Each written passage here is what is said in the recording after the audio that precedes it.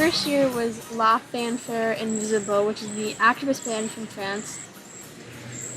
2017 was the New Creations brass band from New Orleans, and Damas de Ferro, which is an all-girls band from Brazil.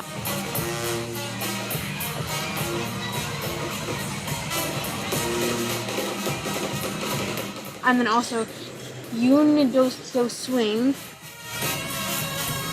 which is from Sao Paulo. How do you pronounce that?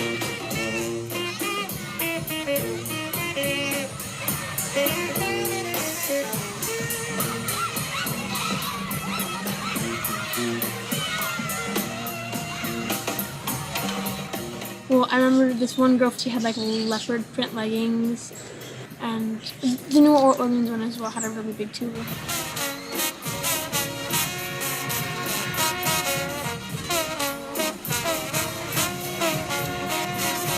They all have like a really unique sound, and usually when they have a tuba it sounds nicer, I think.